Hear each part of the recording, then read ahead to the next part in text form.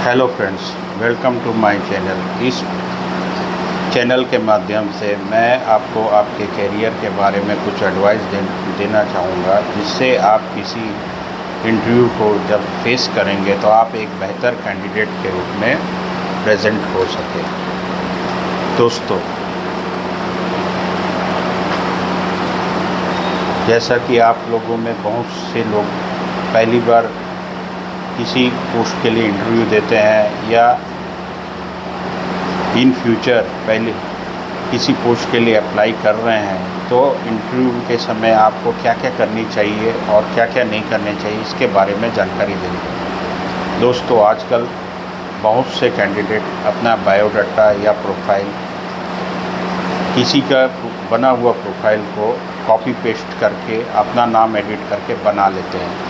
जब इंटरव्यू के समय कैंडिडेट को अपने बारे में इंट्रोडक्शन देने के लिए बोला जाता है तो वह ठीक से बोल नहीं पाते हैं, और कई बार तो कैंडिडेट इंग्लिश में अपना प्रोफाइल बना तो लेते हैं लेकिन अपना खुद का प्रोफाइल पढ़ भी नहीं पाते हैं। दोस्तों, इसके लिए सबसे पहले आपको ठीक से तैयारी करनी पड़ेगी। फॉर एग्ज़ाम्पल, जब आप किसी इंटरव्यू देने जा रहे हैं तो आपको उसकी प्रैक्टिस करनी चाहिए। इसके लिए आपको किसी आईने के सामने बैठ जाएं और इंटरव्यू समझिए कि आपका इंटरव्यू हो रहा है और सामने वाला आपको कुछ क्वेश्चन कर रहा है और आप उसका किस प्रकार से जवाब दे रहे हैं, कहाँ कहाँ फंस रहे हैं, इन सब बातों को आप नोट कीजिए।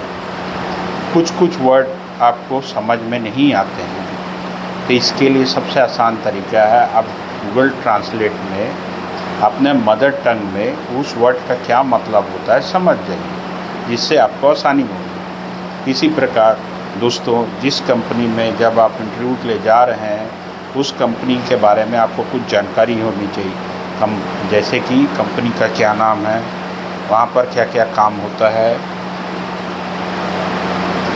और सबसे इम्पोर्टेंट, आप किस पोस्ट के लिए अप्लाई कर रहे हैं। दोस्तों, किसी भी कंपनी में इंटरव्यू में कैंडिडेट सेलेक्ट करने के लिए कुछ पैरामीटर्स होते हैं। इन पैरामीटर्स के आधार पर ही कैंडिडेट का सिलेक्शन होता है। कोई भी कंपनी सबसे पहले स्किल्ड वर्कर और एक्सपीरियंस वर्कर को प्रीफर करती है। सेकंड प्रायोरिटी होती है semi skilled experience worker. Third priority में अनस्किल्ड वर्कर या फ्रेशर कैंडिडेट। जैसा कि 3 तरह के पैरामीटर्स है, जिसमें सबसे पहला प्रायोरिटी जो होता है स्किल्ड वर्कर का, जिनको कुछ ट्रेनिंग की आवश्यकता नहीं होती, उन्हें सिर्फ कंपनी का प्रोसेस दिखाया और समझाया जाता है, वे तुरंत ही देखकर समझकर काम स्टार्ट कर देते हैं। सेकंड प्रायोरिटी वाले कैंडिडेट हैं जो कि semi skilled worker, experience worker हैं। उन्हें उस काम के बारे में जानकारी तो है लेकिन पूरी जानकारी नहीं है। उन्हें कुछ दिन की ट्रेनिंग दी जाती है या किसी एक्सपीरियंस वर्कर के साथ में असिस्ट किया जाता है, जिससे कि वह प्रोसेस को देखे, समझे और चीज़ों को खुद से करना स्टार्ट कर दे। थर्ड कैटेगरी में अनस्किल्ड वर्कर या फ्रेशर कैंडिडेट है। इनके पीछे कंपनी इन्वेस्ट करती है, क्योंकि कंपनी उनके ऊपर सैलरी इन्वेस्ट कर रही है, उनको ट्रेनिंग प्रोवाइड कर रही है, जिसका वीकली बेसिस पे रिव्यू होता है, जो कि रिपोर्टिंग ऑफिसर के द्वारा वीकली बेसिस पर चेक किया जाता है कि जो कैंडिडेट सेलेक्ट हुआ है उसको चीज़ें समझ में तो आ रही है, वो कुछ नोट तो कर रहा है, वो इन फ्यूचर ये काम कर पाएगा कि नहीं। ये सारी रिपोर्टिंग इकट्ठा करके मैनेजमेंट को दी जाती है। फिर मैनेजमेंट डिसाइड करता है कि कैंडिडेट कैपेबल है और फिर उसको कंटिन्यू किया जाता है। इसी प्रकार आजकल ऑनलाइन मीटिंग के द्वारा जो भी इंटरव्यू या गूगल मीट के द्वारा जो भी इंटरव्यू होता है, उसी में भी यही सेम पैरामीटर्स हैं। दोस्तों, आप में से बहुत से लोग जो कि पहली बार किसी कंपनी का इंटरव्यू या किसी पोस्ट के लिए इंटरव्यू फेस कर रहे हैं, उनको कुछ चीज़ों पर बहुत ध्यान रखना चाहिए कि इंटरव्यू के समय आपको स्मार्टली बिहेव करना चाहिए, चुप रहना चाहिए, डिसिप्लिन में रहना चाहिए। जब आपको कुछ बोलने के लिए कहा जाए तभी आप कुछ बोलें, क्योंकि आपके सभी एक्शंस वहाँ पर मॉनिटर होती है। जो कि इंटरव्यू लेने वाला जो पर्सन है वो सब कुछ आपका वॉच करता है। उस बेसिस पे आपके कैपेबल हैं कि नहीं, राइट पर्सन है कि नहीं, इसके पैरामीटर्स होते हैं, उसमें आपका सिलेक्शन होता है। दोस्तों, आज मैं आपको डिपो ऑपरेशंस के कुछ बेसिक्स पोस्ट के बारे में जानकारी देना चाह रहा हूँ, जो कि हमारे कैंडिडेट जो कि पहली बार कोई जॉब के लिए अप्लाई कर रहे हैं, वहाँ किस प्रकार का काम होता है, क्या क्या पोस्ट है, उसकी जानकारी है। बेसिकली यहाँ पे 3 पार्ट है। पहला है फ्लोर टीम, दूसरा है डीपी टीम, तीसरा है ऑपरेशन टीम। फ्लोर टीम में पोस्ट होते हैं दोस्तों supervisor, senior supervisor, inventory incharge, floor incharge etcetera.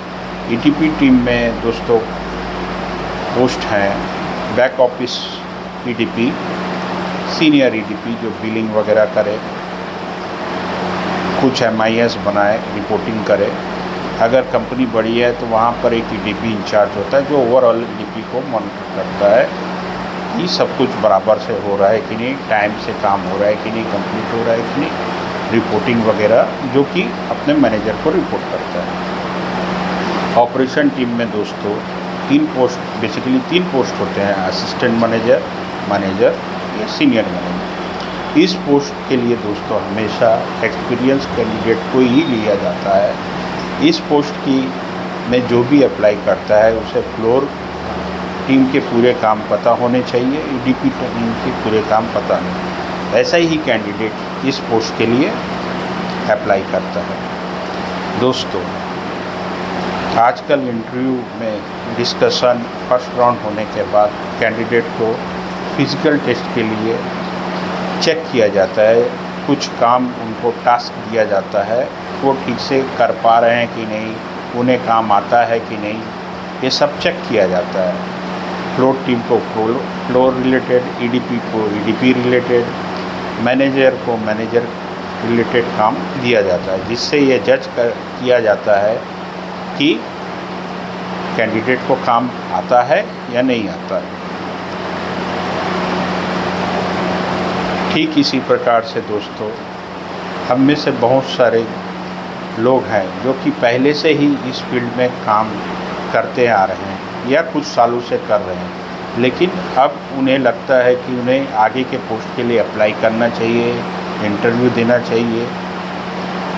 तो ऐसे लोगों को प्रमोशन या अपर पोस्ट पाने के लिए क्या करना चाहिए, अब मैं बताता हूँ। ऐसे सभी दोस्तों को सबसे पहले तो ट्रेनिंग की आवश्यकता है। उन्हें अपने सीनियर पोस्ट पर जो व्यक्ति है उनके साथ बातचीत करनी चाहिए, उनसे उनका वर्क कल्चर कैसे है सीखना चाहिए, कैसे वे प्रॉब्लम को रिजॉल्व करते हैं, कैसे प्लानिंग करते हैं, कैसे लोगों में काम बांटते हैं, कैसे काम का रिव्यू करते हैं, और फाइनली जब काम हो जाता है उसके बाद डॉक्यूमेंटेशन और रिपोर्टिंग किस तरह से अपने हायर ऑफिसर को डेली बेस पर करते हैं। दोस्तों, ये सब चीज़ 1-2 दिन या कुछ महीनों में नहीं होती, इसके लिए समय लगता है। सबसे पहले दोस्तों आपको अपना काम समय पर पूरा करना पड़ता है, फिर दूसरों से काम सीखने के लिए, एक्स्ट्रा जॉब करने के लिए समय निकालना पड़ता है। इसमें कुछ साल लग जाते हैं, लेकिन दोस्तों जब इस तरह से आप मेहनत करते हैं तो आपको रिज़ल्ट ज़रूर मिलता है, और रिज़ल्ट होता है आपका प्रमोशन या कंपनी में हायर पोस्ट आपको दिया जाता है। दोस्तों, जब आप अपनी तरफ से कुछ एक्स्ट्रा प्रेशर लेते हैं, एक्स्ट्रा आवर्स वर्किंग करते हैं, डे नाइट 24/7 प्रॉब्लम को रिज़ॉल्व करने के बारे में सोचते हैं, तभी आपको कुछ रिज़ल्ट मिलता है। इट मीन्स बोला जाए तो दोस्तों, how much pressure you can take, how much issue you should able to resolve, how much people you can handle through your skill training, then you will earn your desired boost and earning will be more. Thank you दोस्तों, एक line में आपको quote करना चाहता हूँ, interview is like a drinking a hot tea in a summer season in a glass. It means how you can manage to drink the same easily. Thank you दोस्तों, इसी तरह से आप मेरे चैनल को देखते रहिए. आपको वीडियो पसंद आया तो इसे लाइक कीजिए, सब्सक्राइब कीजिए और शेयर कीजिए. इन फ्यूचर मैं आपको डिपो रिलेटेड जॉब्स के बारे में और भी बहुत सारी जानकारियाँ उपलब्ध कराऊंगा. Thank you.